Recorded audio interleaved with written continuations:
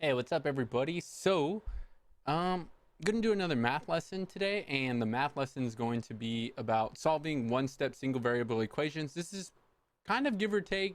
It can range from like sixth grade to seventh grade, eighth grade, even ninth grade. Kind of algebra one. It kind of just depends. The whole point of this is you've kind of been doing this technically since first grade, and I'm gonna kind of show you how adding a variable like the x, the y, the z, etc. A lot of students freak out about it when it's nothing different. Okay, so single variable equations, solving one step single variable equations are problems like this. I'm sure you've seen problems like this before. It's x plus 6 equals 18. And so a lot of times what you're going to need to know is you're going to have to know addition, subtraction, multiplication, and division. That's pretty much your fundamentals that you'll have to know in order to do this. So a lot of students, so if they struggle with this, they might not have good foundation of addition, subtraction, multiplication, and division. Okay, and I'm going to show you these steps right here. We're going to do some practice problems at the end. But first, I want to go over just what a variable is in a nutshell. What is a variable, right? So according to the definition, right, is a characteristic number or quantity that increases or decreases over time or takes different values in different situations. Two basic types are independent variable that can take different values and can cause corresponding changes in other variables, and a dependent variable that can take different values only in response to an independent variable. Now, that's just a lot of words, right? Like it's it's just a lot. It's not in like layman's terms, in regular terms, right? You read that and it's just a bunch of fluff. Let's break it down. Let's go with independent variable. What exactly is that? Well, you know that song like Miss Independent, that's why I love her. Like, okay, the whole point of it is that she doesn't need anybody, right? So an independent variable is a variable that doesn't depend on anything. It's kind of its own thing. It already knows what it is, right? And a dependent variable, right? Dependent means that you need someone, right? It's like kids, they need their parents. I depend on them to give me food. When you're 5 years old, you're not going to do that, right? I mean, some situations, it is what it is. But in most cases, right, if we're lucky enough and we're fortunate enough, you don't have to worry about it, right? You're dependent upon somebody else. You need them, right? If you don't have a job, if you're not working, you might need someone to help you pay the bills and things like that, right? You're dependent. You need someone. You need it. A dependent variable depends. It doesn't know what it is until, we finish a process, right? So a variable can be anything. A lot of people think why are letters in math, and what those variables are is just the math world decided, hey, we're going to make variables. We're going to use letters. Could we have used anything else? 100% we could have. We could have used smiley faces, sad faces, anything. We could have emojis, whatever, but we didn't. They used letters. So the letters aren't really anything. The letters represent a number. They're a variable. They're something within an equation in anything that represent something. We just don't know what they represent. And there's some variables that we don't know what they are till we process something, which would be dependent. And then we have independent variables that already they're set. They don't need anybody. Okay. So this right here these are all technically could all be variables. All of these, right? All of these can be variables. Emojis. Instead of using an X, a Y, a Z, a B, whatever, you could use these if that helps you, right? It's like, what does this owl represent? Does it represent a 5? Does it represent a 7? Does it represent an equation? What does it represent? What is this alligator? What is this lion? Okay. What is this giraffe? What do they represent? That's all what a variable is. It's like a symbol, right? But in the math world, we just use the letters. That's all they are. Oh. So, like the album of Jay-Z, anything. That's what it is. A variable can be anything. We can use anything. I can use a car. I could use this little raptor. It's just, what does it represent? What is it? That's why it's a variable. Okay. And it's like, okay, cool, Mr. Hernandez, but how do I solve it? All right. And my answer to that is pretty simple. In a nutshell, it's you've been doing this since the first grade. And let me explain. In first grade, a lot of times you see things like, you see like blank. See things like blank plus 7 equals 10. And you're like, it is The answer is 3, right? And all that they do in the future in Algebra 1 or wherever when these come up is instead of a blank, they add a, you guessed it, a variable, x plus 7 equals 10. And you already know the answer is 3, but what they do is they give you a method, and the method is about balancing this equal sign, right? This side plus this equals, this side is equal to that side, right? And what we're trying to solve is, what is the x? What is the variable to make them equal? So they give a process. Whatever you do to one side, you have to do to the other to keep them balanced, right? So if I want to get rid of this 7, the opposite of plus 7, opposite of addition is subtraction, I'm going to subtract 7. But whatever I do to one side, I have to do it to the other. The equal sign is like the border. So I could even draw a line right here. Minus 7. Then I just go left to right. Drop down the x. 7 minus 7, 0 or plus 0, right? Drop down the equals. 10 minus 7 is 3. Now, notice that I wrote the 0. I don't have to write that, but I just showed it for representation. Most of the time when you have 0, you leave it blank. So I get, actually, I'm going to bring this up here, x equals 3. And what that means is, if you go right here, look, that 3 right there is the blank, right? 3 plus 7 equals 10. There, I know what the variable represents.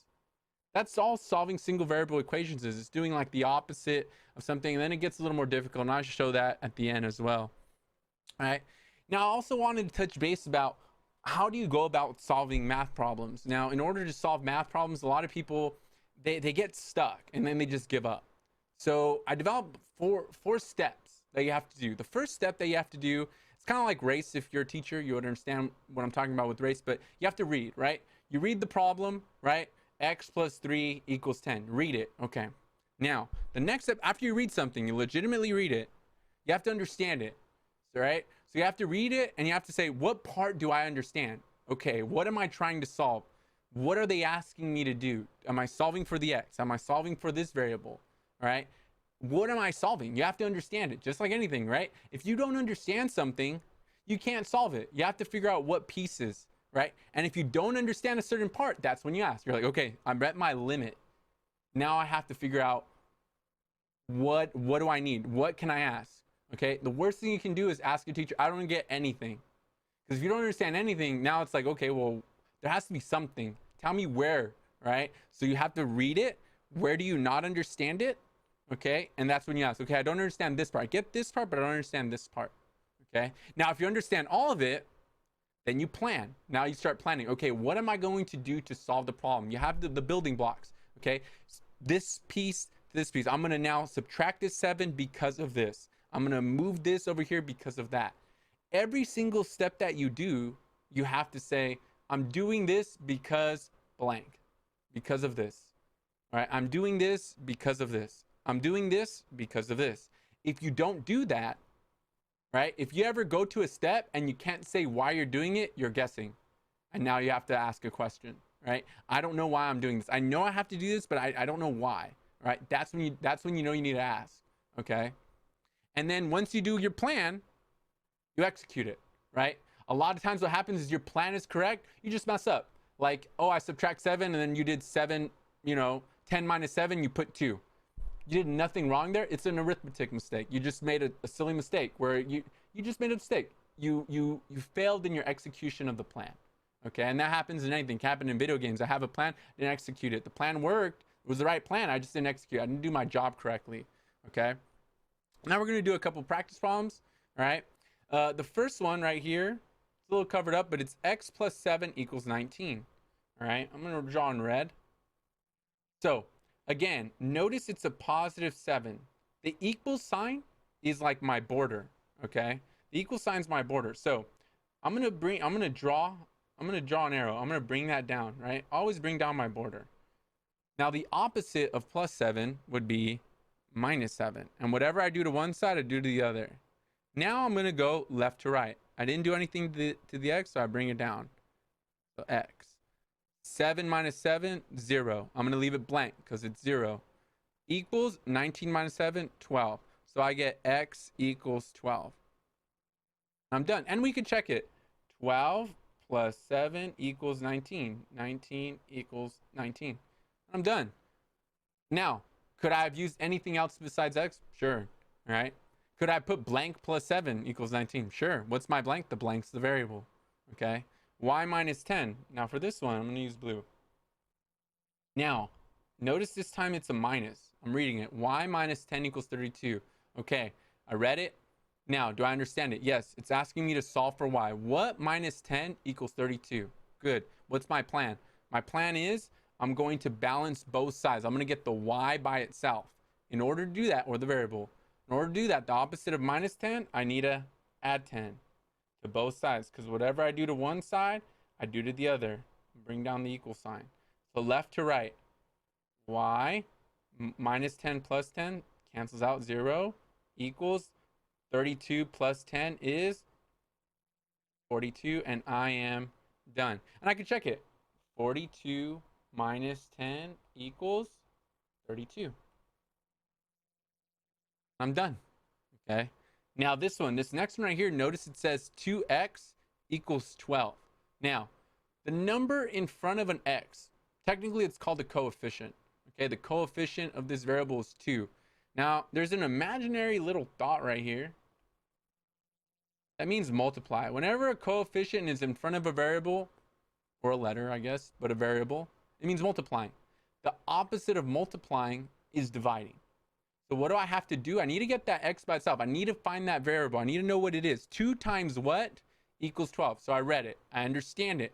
Now my plan is, how do I get it by itself? Well, the opposite of multiplying by 2 is dividing by 2. And whatever I do to one side, I do to the other. So now I bring down the equals. 2 divided by 2 is 1, so 1x. Or you could just write x, but I'll put 1x. 12 divided by 2 is 6. And I'm done. And now look, I can check. 2 times 6 equals 12. There we go. And I'm done. Okay? Now, again, you have to know your multiplication. You have to know your addition. You need to know your subtraction. You need to know your division. All right? Look at this next one. I did it Z. I used a different letter. I could have put a smiley face. Look, I can change this. Smiley face divided by 2 equals 14. Okay, I'm trying to figure out what the smiley face means. I just changed the variable. Okay, the opposite of dividing by 2 is multiplication. So I'm going to multiply by 2. Multiply by 2. Now, why am I multiplying by 2? Here's why. A little side note. When I'm multiplying by 2, when you multiply a fraction, I'm multiplying a whole number. So when I'm multiplying that whole number, okay, it's by 2 over 1. And if I multiply straight across, it's 2z, or 2 smiley face, over 2. And the 2 divided by 2 is 1. So I just get z alone. That's why you do it, right? A lot of times you kind of just, over time, don't even worry about it. But that's just, I'm explaining why it cancels it out, okay? So that cancels out, and I get z equals, what's 14 times 2? That is 28. And I am done. Okay. Now these next ones are solving single variable equations, but 2 steps. Okay. Notice right here, what ends up happening is I have 2x plus 4 equals 18. So I have to think, I have to read it. Okay, I read it. 2x plus 4 equals 18. Okay. I have to think, okay, I'm trying to get the x by itself. Who is in my way? I need to get the x by itself because I need to figure out, what does x mean? What is the value of x? What number is hidden there? What is that blank that needs to go there that makes this statement true? Well, I have this 2 that's in the way, and I have this positive 4. Okay. I like to, doesn't mean you have to. It just makes life easier. I like to get rid of addition and subtraction first, and then multiplication and division second. Do you have to do it that way? Of course not. It's math. Math, multiple steps. It's just, when a math teacher tells you to do it a certain way, it's because it might make your life easier. But doesn't mean you have to, right? You can still get to the same answer. But I like addition and subtraction first, then multiplication and division. So I'm going to get rid of this positive 4 first. The opposite of positive 4 is I subtract 4. Whatever I do to one side, I do to the other. I'm going to draw a line here, go left to right. I didn't touch the 2x, so it's still 2x. 4 minus 4 is 0, so I leave it blank. Bring down the equals. 18 minus 4 is 14. Cool. Now, look, I have a problem. I have a problem right here that looks like the one that was up here. 2x equals 12. Now I have 2x equals 14. So I have to do the same thing. What is this? This is multiplying 2 times x. So I re-look at it, right? All right. So what did I do? Well, this number right here is a coefficient 2 times x. So what's going to end up happening? Well, I'm going to divide by 2. Whatever I do to one side, I do the other. That cancels. I get x equals 14 divided by 2 is 7. And I am done. I can check it if I want. And I'm going to do it in red right here. 2. Now we know x is 7 plus 4. 2 times 7, 14 plus 4, 18. Did it equal 18? Yes, it did. And we're right. Okay. Now the last one, same thing, right? We're going to check it out. I'm going to do it in green. I have 2 steps. I'm going to read it. 3y minus 4 equals 26. Do I understand it? Yes. I need to solve for y. I noticed that. Now I need a plan. Okay, my plan is I'm going to get rid of this 4 first, right? Because I like getting rid of the plus and minus first. And then my second plan is I'm going to get rid of this 3. Now the 3 is 3 times y, so I'm going to have to divide. So I'm going to first get rid of the 4, then get rid of the 3, and I should be done. So now let's execute. Okay, so to execute it, I'm going to add 4 because that's the opposite. Left to right. Bring down the 3y. I didn't touch it, right? And then negative 4 plus 4. 4 minus 4 is 0. Bring down the equals. 6, right? Oh, I need to add 4. Almost forgot. Look at that. I almost did the right plan, but I didn't execute correctly. Whatever I do to one side, I have to do the other. So equals 30 because 26 plus 4 is 30. Now, notice right here, I have 3y equals 30. Just like this one right here. And just like this one right here. Except now we have a 3. It's 3 times y. Because the coefficient in front of the variable. Or the number in front of a letter. Or the number in front of a variable. Right? The opposite of 3 times y, well, the opposite of multiplication is division. So I am going to what? Divide by 3. To both sides. 3 divided by 3 is y equals 30 divided by 3, or 3 times what equals 30? 10. And now I am done. Now, as you can see, just to touch base at the end, your student or kids, etc., they have to have those foundations of multiplication, division, addition, subtraction. A lot of times I would run into students that I would show them what to do and they knew the steps. They couldn't execute. They read it, they understood it, they planned it, but they didn't execute. And the execution came from their foundation. They didn't know how to add, multiply, divide, subtract. So they were like, I could get to here, but I can't execute it, Mr. Hernandez. And it's like, okay, and then you know as a teacher, hey, we gotta patch that up, right? We gotta fix that, all right? But there's a lot of times where students will understand the process, but they can't execute, and we got to figure out, to fix those gaps. So a lot of times when you're looking at your student, or if you're a parent, it's not really that they're struggling. Sometimes they might get an F, but they are actually doing all their work right. They just can't get the answer because they're missing the back part of it, right? The foundation of the house, right? And we just got to build that foundation back up. All right. I hope you enjoyed the video, and in the future, I hope I'll be making more. Thank you.